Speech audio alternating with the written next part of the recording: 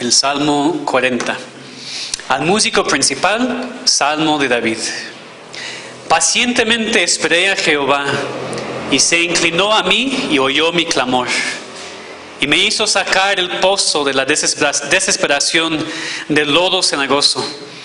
Puso mis pies sobre peña y enderezó mis pasos. Puso luego en mi boca cántico nuevo, alabanza a nuestro Dios. Verán esto muchos y temerán y confiarán en Jehová. Bienaventurado el hombre que puso en Jehová su confianza y no mira a los soberbios ni a los que se desvían tras la mentira. Has aumentado, oh Jehová, Dios mío, tus maravillas y tus pensamientos para con nosotros. No es posible contarlos ante ti. Si yo anunciare y hablar de ellos, no pueden ser enumerados. Sacrificio, ofrenda no te agrada.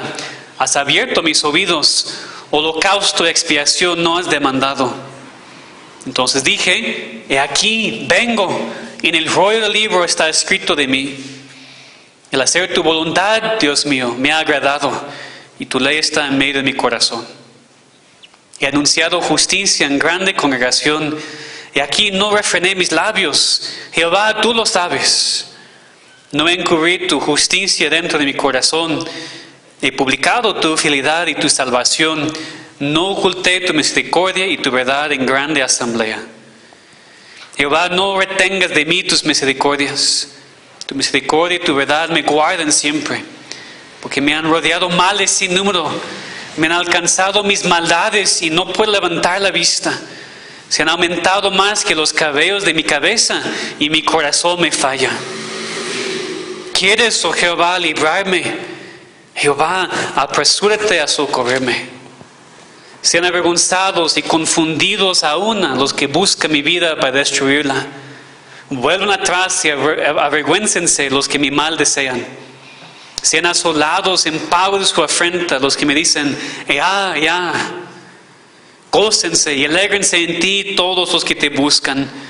Y digan siempre los que aman tu salvación, Jehová sea enaltecido. Aunque afligido yo y necesitado, Jehová pensará en mí.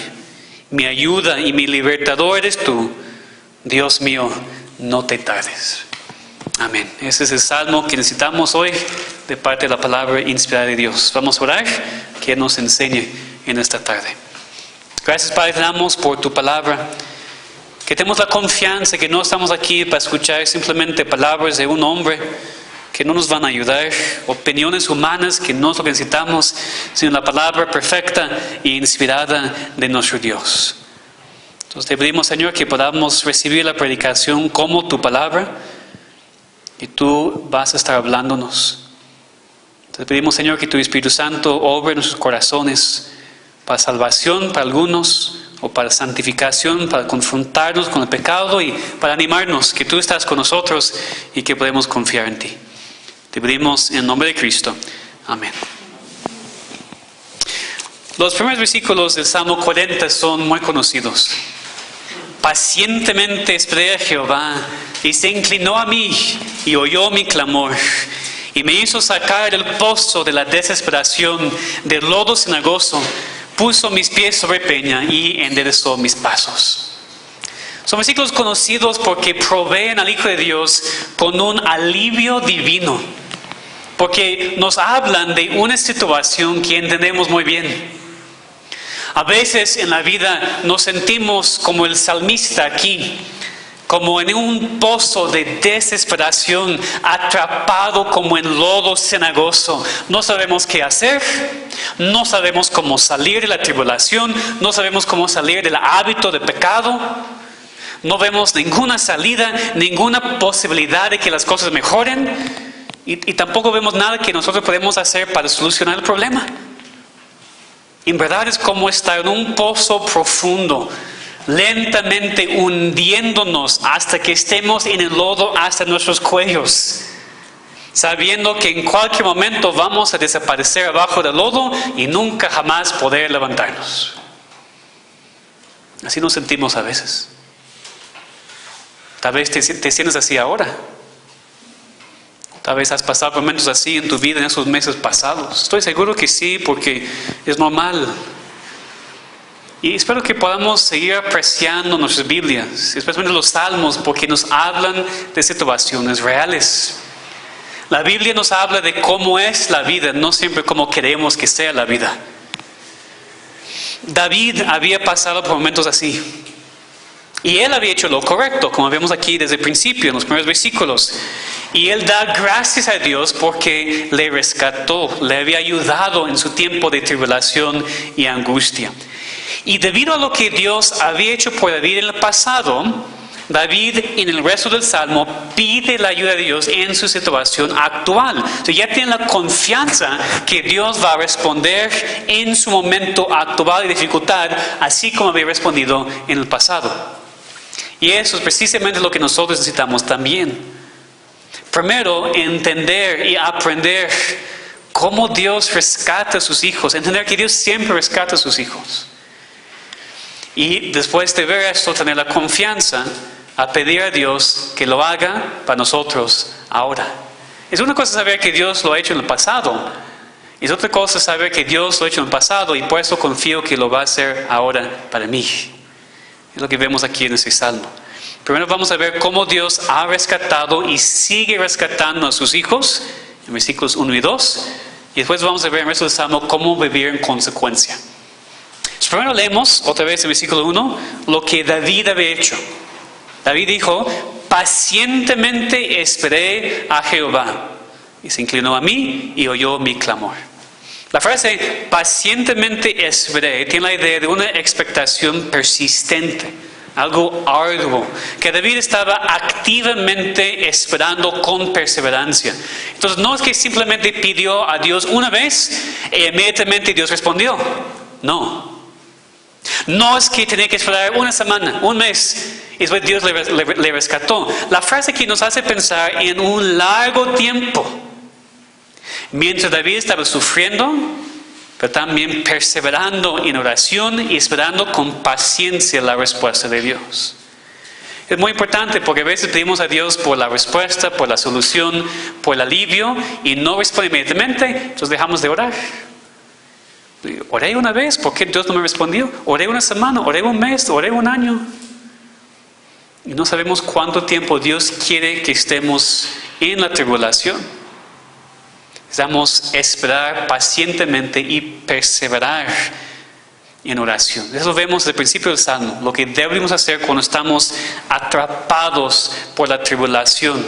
Tener paciencia, esperar en Dios y perseverar en oración. Y tenemos que perseverar en oración no porque Dios no nos escuche la primera vez. No tenemos que convencer a Dios para que responda a nosotros, sino que Dios permite que la prueba continúe para que nosotros crezcamos, para que aprendamos cómo orar y cómo perseverar en oración, cómo esperar pacientemente a Dios. Después leemos de lo que Dios hizo en respuesta a la oración de David. Se inclinó a mí y oyó mi clamor.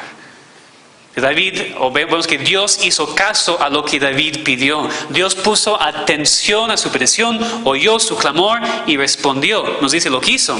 Me hizo sacar del pozo de la desesperación, del lodo cenagoso, puso mis pies sobre peña y enderezó mis pasos.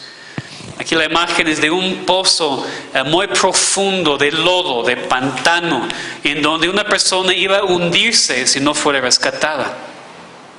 A veces un pozo así fue usado como un tipo de prisión. Por ejemplo, en la Biblia leemos en Jeremías 38 que el profeta Jeremías fue echado en una cisterna que estaba en el patio de la cárcel. Dice en el pasaje que en la cisterna no había agua, sino cieno, lodo. Y se hundió Jeremías en el cieno. Iba a morir allí hasta que Dios obró para rescatarle. Y esto ilustra perfectamente lo que leemos aquí en el Salmo 40. No es que David literalmente estaba en un pozo físico, pero la situación en la cual se encontró, debido a su pecado, como vemos más adelante, era como estar en un pozo de lodo, un hoyo de corrupción, como dice Isaías, del cual él no vio la posibilidad de poder salir. Como mencioné al principio, estoy completamente seguro que cada cristiano se encuentra en el pozo de la desesperación, en el lodo cenagoso, en un momento u otro en su vida. Puede suceder por varias razones. Por su propio pecado, por ejemplo, como lo que pasó con David, cometió adulterio. Y para cubrir esto tiene que también cometer homicidio y pecado tras pecado tras pecado, y no podía salir. A veces nos pasa con nosotros también, pecamos y para cubrir el pecado pecamos más y más y más. A veces decimos, ¿cómo salgo de eso? Puede suceder por las pruebas que a veces parecen demasiadas y nos abruman. Puede suceder por los malos hábitos, parece que no podemos salir de los hábitos de tantos años atrás. O cualquier sufrimiento que Dios ordene en nuestras vidas. Pero lo que Dios hizo para David aquí es lo que puede hacer para nosotros también. Lo que dice el versículo 3, puso mis pies sobre peña y enderezó mis pasos. Dios le rescató, Dios le ayudó, no inmediatamente, pero en su tiempo puso sus pies sobre la roca y le plantó en tierra firme. Entonces, hermanos, no importa lo que es por el cual están pasando, ya sea disciplina por el pecado o cualquier tribulación que Dios ha ordenado para sus vidas, para su santificación. Dios es fiel. Y cuando ruegas a Él, Él te puede sacar del pozo de la desesperación y poner tus pies en tierra firme, dándote la confianza para continuar y también dándote la confianza para tus futuras tribulaciones. Porque en ese salmo, David toma lo que le había pasado y cómo Dios le había rescatado y lo usa como la base sobre la cual pide la ayuda de Dios en confianza para su problema actual. Esa es parte de la razón por la cual Dios manda tribulaciones en nuestras vidas. Para que crezcamos y tengamos más confianza en Él para la siguiente tribulación. A veces queremos que Dios nos quite la tribulación inmediatamente, pero Dios quiere enseñarnos algo para que la siguiente vez que pasemos por la tribulación, y sí, vamos a pasar por muchas, pues ya estamos más preparados. Entonces, en el resto de este salmo vemos esto. Vemos cómo David respondió a la ayuda de Dios. Cómo la usó como base para orar en confianza para más ayuda. Vamos a ver aquí que puesto que Dios ha rescatado y sigue rescatando a sus hijos, podemos orar en confianza mientras le servimos y esperamos su ayuda. Vemos aquí en primer lugar, puesto que Dios rescata a sus hijos, podemos confiar en Él. Eso vemos en versículos 3 a 5. Ya vimos el rescate en versículo 2, que Dios sacó a David de este pozo y puso sus pies sobre peña. Pero vemos también en versículo 3 que después de rescatarle, Dios puso en su boca cántico nuevo y alabanza a su Dios. Entonces podemos ver con esto cómo David respondió a la liberación de Dios.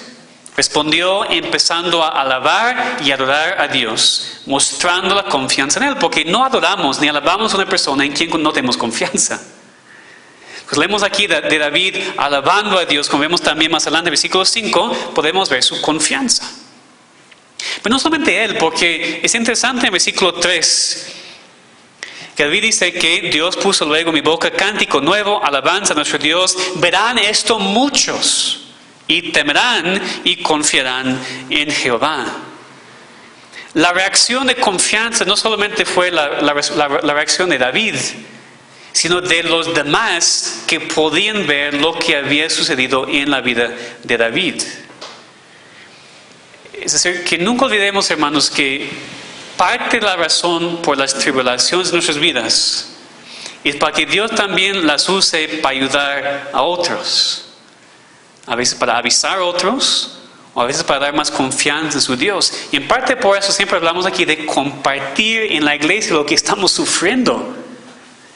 No solamente porque necesitamos oración y ayuda, aunque es la verdad, sino también para que otros puedan ver lo que está pasando en nuestras vidas y ver y temer y confiar en Dios.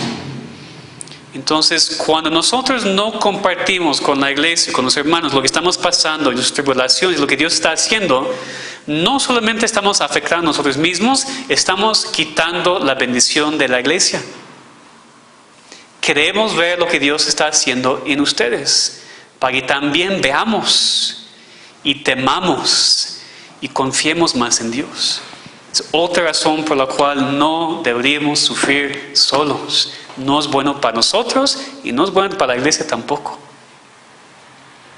Vemos más confianza de David en el versículo 5, cuando sigue alabando a Dios. Has aumentado, oh Jehová Dios mío, tus maravillas, tus pensamientos para con nosotros. No es posible contarlos ante ti. Si yo anunciare y hablar de ellos, no pueden ser enumerados. Hermanos, esas son palabras de un hombre que conoce a su Dios y por eso confía en Él. David se enfoca en las maravillas de Dios, en sus pensamientos para con sus hijos. Dice, yo no puedo contar tus maravillas, yo no puedo anunciar todo quién eres.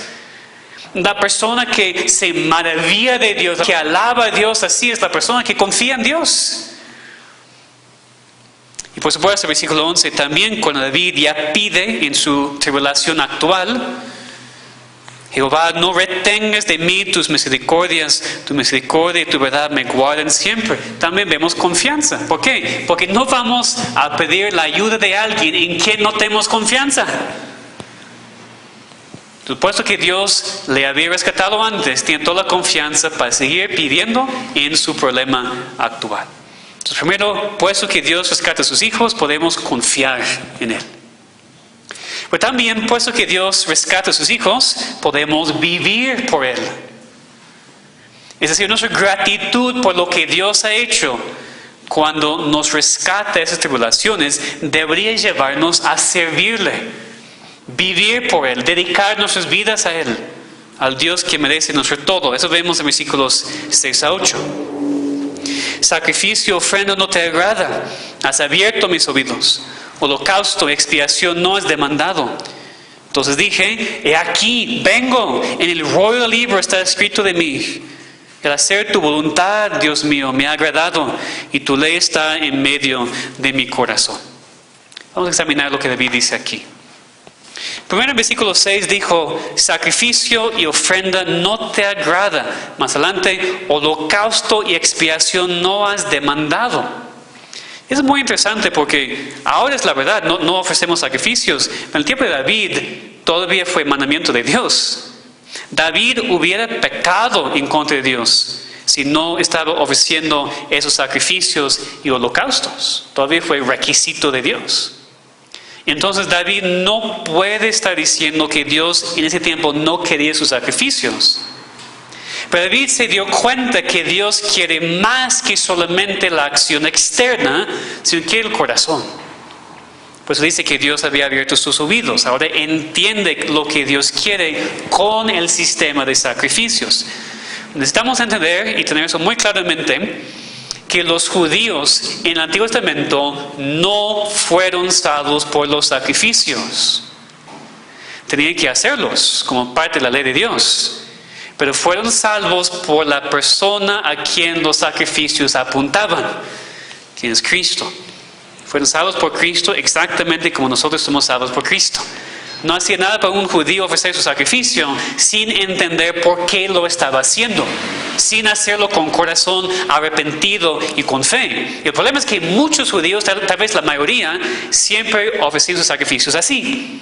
Nada más como costumbre externa, nada más como un ritual mandado por Dios, pero sin entender lo que Dios realmente quería. Dios quiere el corazón, Dios quiere todo el ser. Dios no estaba ni está satisfecho con un ritual meramente externo. Lo que leemos también en Salmo 51, 17. Los sacrificios de Dios son el espíritu quebrantado. El corazón contrito y humillado no despreciarás tú, oh Dios. ¿Sí? Eso es lo que Dios quiere, el arrepentimiento, el corazón contrito, no solamente algo externo. Esto vemos repetidas veces en el Antiguo Testamento. Por ejemplo, lo que Samuel dijo a Saúl en 1 Samuel 15, 22. Se complace Jehová tanto en los holocaustos y víctimas como en que se obedezca las palabras de Jehová. Ciertamente, el obedecer es mejor que los sacrificios y el prestar atención que la grosura de los carneros. O en Oseas 6:6, porque misericordia quiero y no sacrificio, y conocimiento de Dios más que holocaustos. El punto es que lo externo solamente tiene valor si es hecho de corazón. Entonces David aquí entiende que lo importante para Dios es hacer su voluntad, no simplemente hacer algo externo como costumbre. Pues tiene sentido lo que David dice en versículos 7 y 8. Y aquí vengo. David reconoce no solamente que doy mi sacrificio, pero vengo yo para hacer tu voluntad. Dios me quiere a mí, quiéreme todo. Dice, como está escrito en el rollo del libro. El rollo del libro tiene que referirse a las escrituras. Lo que Dios ha dicho, lo que Dios tiene que decir a David específicamente, porque dice, en el rollo del libro está escrito de mí. David reconoció que la palabra de Dios no solamente para el pueblo en general, es para mí. Yo tengo que obedecer, yo tengo que hacer la voluntad de Dios. Y David obedeció lo escrito, no a fuerzas, sino con gozo. Dice, hacer la voluntad de Dios le agrada. Eso nos recuerda el hombre en el Salmo 1, ¿verdad? En la ley de Jehová está su delicia, no su costumbre, no su deber, su delicia, le agrada, lo hace de corazón, es lo que Dios quiere. Cuando Él nos rescata, esto debería llevarnos a vivir por Él. En tercer lugar, puesto que Dios rescata a sus hijos, podemos compartir con otros quién es Él. Otra vez vemos versículo 5, que David estaba alabando, adorando a Dios ante otros. David naturalmente quería decir a otros, contar a otros lo que él había recibido, lo que Dios había hecho en su vida. También versículos 9 y 10. He anunciado justicia en grande congregación. He aquí no refrené mis labios. Jehová, tú lo sabes. No encubrí tu justicia dentro de mi corazón. He publicado tu fidelidad y tu salvación. No oculté tu misericordia y tu verdad en grande asamblea. Y así es naturalmente cuando Dios obra en alguien. Cuando nosotros vemos lo que Dios ha hecho en nuestras vidas para salvarnos, para rescatarnos en las tribulaciones en la vida, no podemos quedarnos callados. Imposible. Queremos decirlo a todos. Queremos contar a todos en la familia, los amigos, los vecinos. Queremos que todos sepan lo que Dios ha hecho por nosotros. Entonces piensa tú, ¿qué has hecho Dios en tu vida?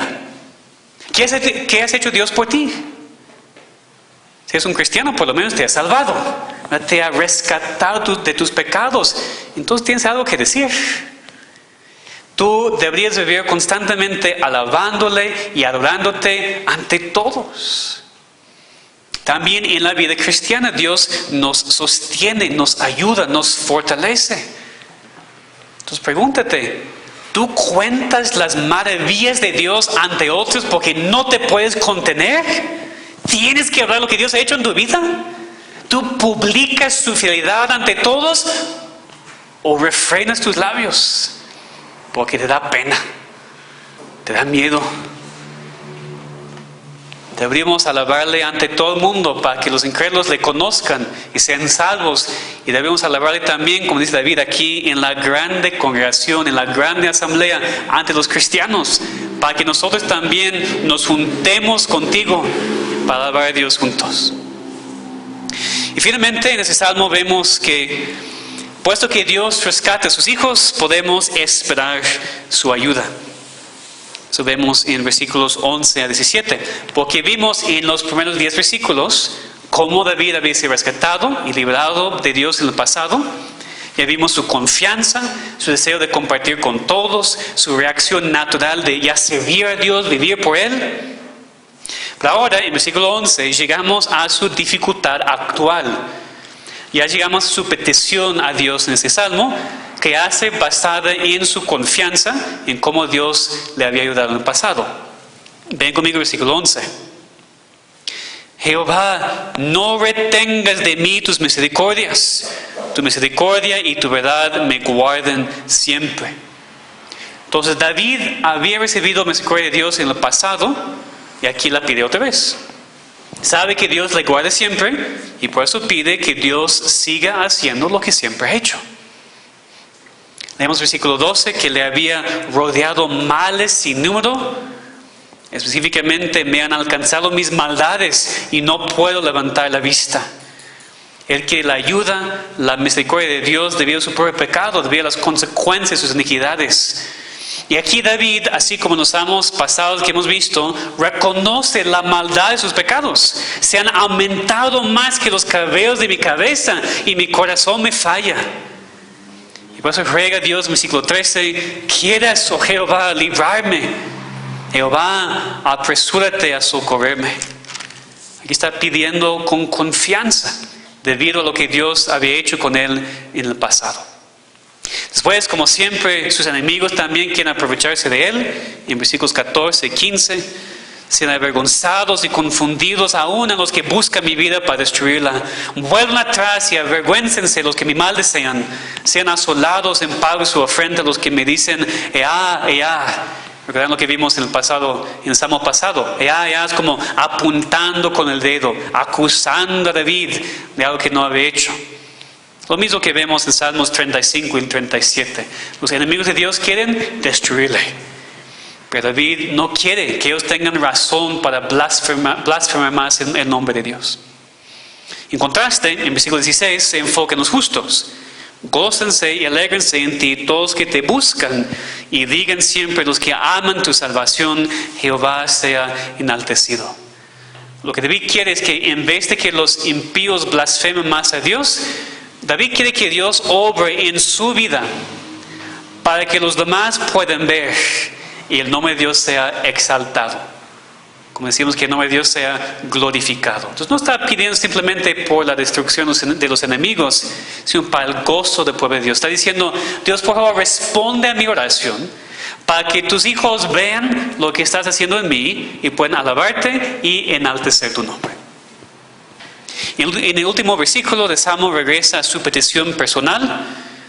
Y en la Reina Valera dice, aunque afligido yo y necesitado, Jehová pensará en mí. Que sin duda es la verdad. Pero es más probable que aquí es más una petición que una afirmación. Por eso dice otra traducción, y a mí, pobre y necesitado, quiera el Señor tomarme en cuenta. David dice, yo soy pobre, necesitado, afligido y necesito que Jehová piense en mí, que me tome en cuenta, que actúe para mi bien, porque aquí pensar en ese contexto es considerar y después hacer algo. David pide, mi ayuda y mi libertador es tú, Dios mío, no te tardes. Dios le había ayudado en el pasado, ahora David necesita su ayuda otra vez, urgentemente, pero confía que lo va a hacer, porque conoce a su Dios y confía que va a responder. Ahora que veamos algunas aplicaciones prácticas para nuestras vidas. En primer lugar, los versículos 1 a 3 de ese salmo no solamente describen lo que podría ser la situación de cualquier hijo de Dios en su vida, sino también ilustran lo que Dios hace en la salvación. Otra vez ven conmigo. Dice en versículo 2, me hizo sacar del pozo de la desesperación, del lodo cenagoso. Puso mis pies sobre peña y enderezó mis pasos.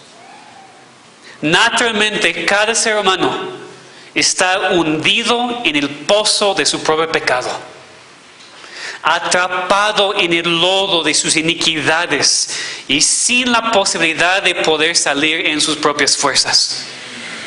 La Biblia nos dice que estamos muertos en delitos y pecados y separados de Dios. Y la única esperanza es Dios mismo, quien oye el clamor del arrepentimiento y puede sacar a cualquier persona de cualquier pozo. Es decir, no importa cuánto lodo hay, no importa cuánto pecado has cometido, Dios te puede salvar. En la salvación Él pone los pies sobre peña, sobre la roca, quien es Cristo, endereza nuestros pasos y nos pone en camino de la vida. Yo tengo que preguntar a todos, ¿tú has sido rescatado? ¿O tú sigues en el pozo de desesperación de tus pecados? ¿Tú sigues hundiéndote en el cieno, en el lodo, a punto de morir para siempre?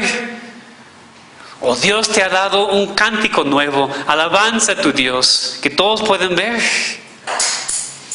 La única solución a tu pecado es Cristo.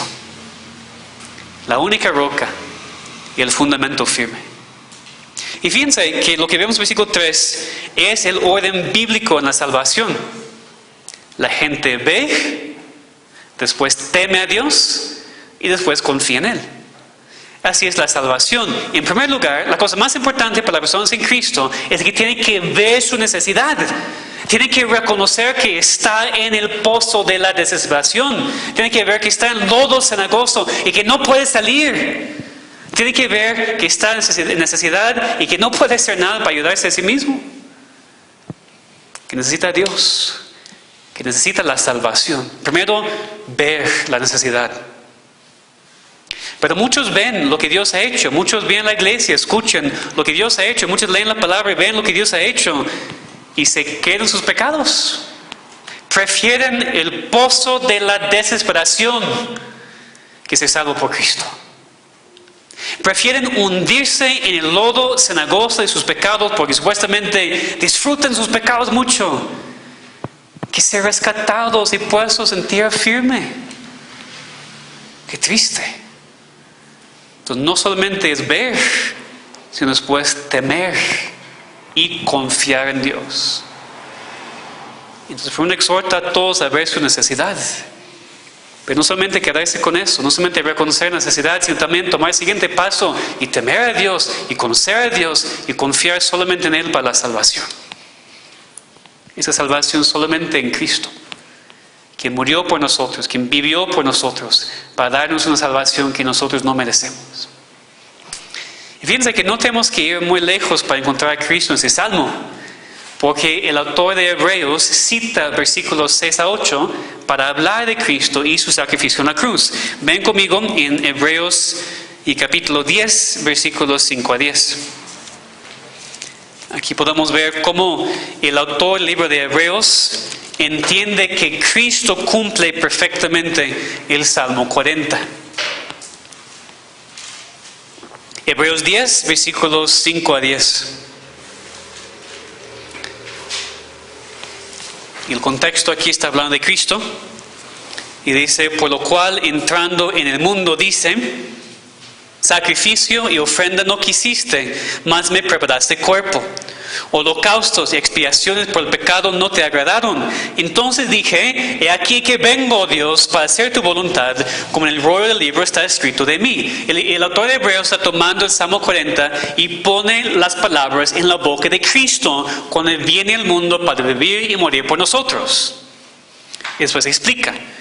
Diciendo primero, sacrificio y ofrenda y holocaustos, expiaciones por el pecado no quisiste, ni te agradaron, las cuales cosas se ofrecen según la ley. Y diciendo luego, he aquí que vengo, Dios, para hacer tu voluntad, quítalo primero para establecer esto último. Y en esta voluntad somos santificados mediante la ofrenda del cuerpo de Jesucristo, hecha una vez para siempre. Está diciendo, Cristo vino y cumplió perfectamente las palabras de David en el Salmo 40 porque vino para hacer la voluntad de Dios.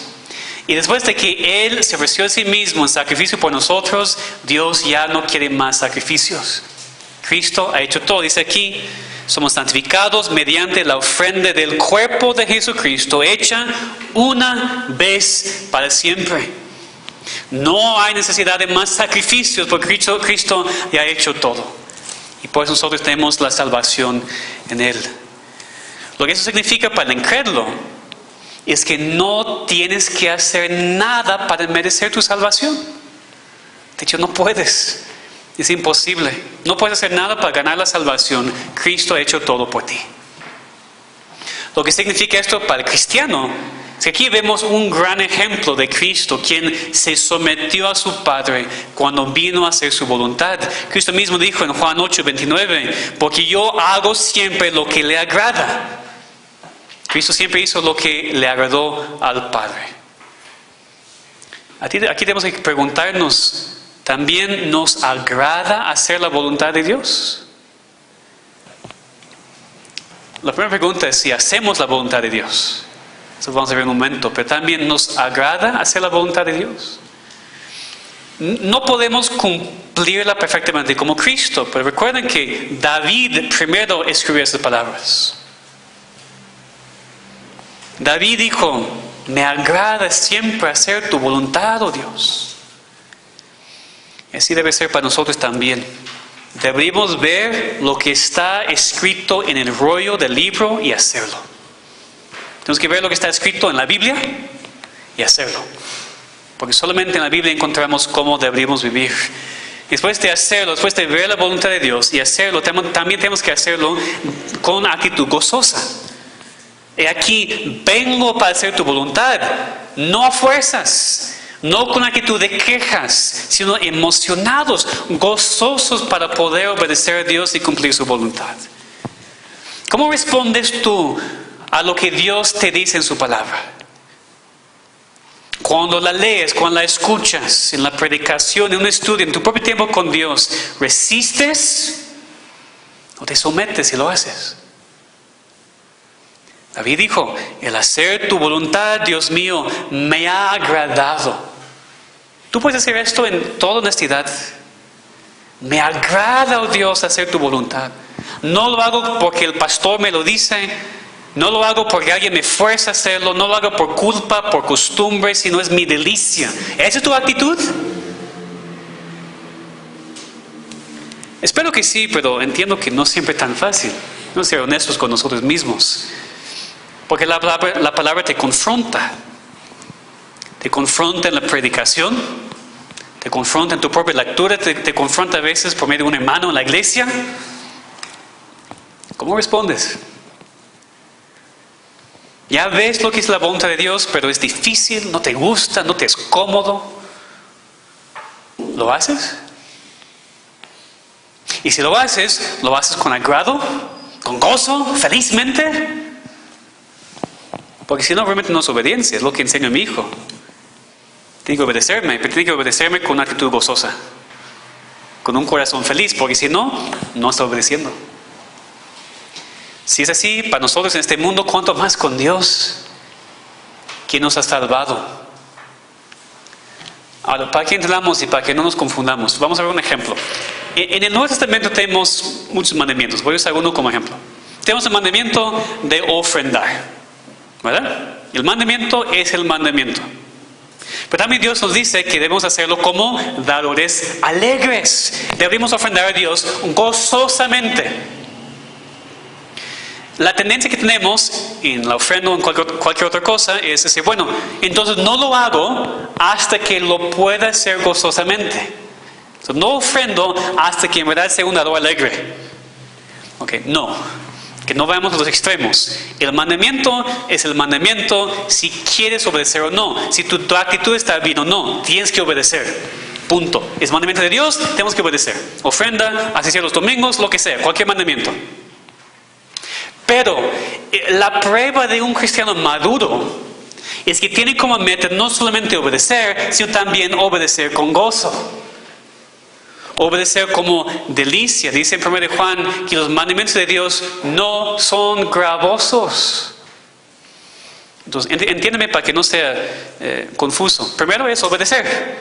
Porque Dios dice, hacemos. Si nos guste o no, tenemos que obedecer a fuerzas. Pero no queremos hacerlo a fuerzas, porque a Dios no le agrada que solamente lo hacemos externamente. Él quiere que lo hagamos de corazón. Que Dios nos ayude a hacerlo, porque ese es nuestro problema, ¿verdad? Primero es difícil para nosotros obedecer, y después hacerlo con agrado, con gozo. Necesitamos su ayuda, necesitamos obrar, necesitamos trabajar en nuestras vidas ahora para que seamos diferentes. Y finalmente, este salmo quiero que pensemos en cómo Dios nos ha ayudado en el pasado para que tengamos confianza para las pruebas actuales. Cristiano, ahora estás en el pozo de la desesperación, diciendo como que estás en el lodo cenagoso. Tal vez es por tus pecados, tal vez es por una tribulación. La respuesta es la misma. Busca a Dios. Espera con paciencia. Persevera en oración. Y Él promete, en su tiempo perfecto, inclinarse a ti y oír tu clamor. Lo ha hecho en tu salvación, ¿verdad? Ya te ha rescatado de tus pecados. También lo va a hacer en tu vida cristiana. Entonces, si Él te ha sacado de tus pecados, te ha salvado de eso, ahora vive por Él, vive en alabanza, vive, como dice Romanos 12:1, como sacrificio vivo. Así que, hermanos, os ruego por las misericordias de Dios que presentéis vuestros cuerpos en sacrificio vivo, santo, agradable a Dios, que es vuestro culto racional. Ese es el sacrificio que Dios requiere. Dios no quiere simplemente tus palabras. Dios no quiere simplemente tu asistencia a la iglesia. Dios no quiere simplemente algunos actos que son comunes para todos los cristianos. Él quiere tu todo. Todo tu cuerpo, todo tu ser, toda tu mente, todo tu corazón. Y no tenemos que adivinar lo que Dios quiere que hagamos, sino que Él nos ha dicho. En el rollo del libro está escrito de nosotros. En la Biblia encontramos lo que Dios quiere que hagamos. Entonces no podemos decir que nos agrada hacer la voluntad de Dios cuando no obedecemos su palabra. No tiene sentido. Tenemos que leerla, escucharla, hacerla nuestra prioridad y después obedecerla para vivir en obediencia a nuestro Dios.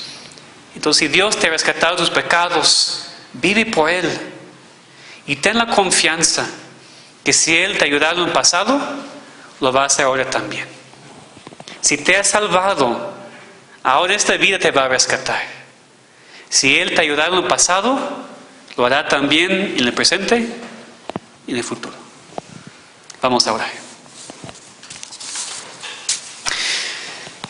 Damos gracias, Dios, por este salmo y por esta confianza y ánimo que nos das.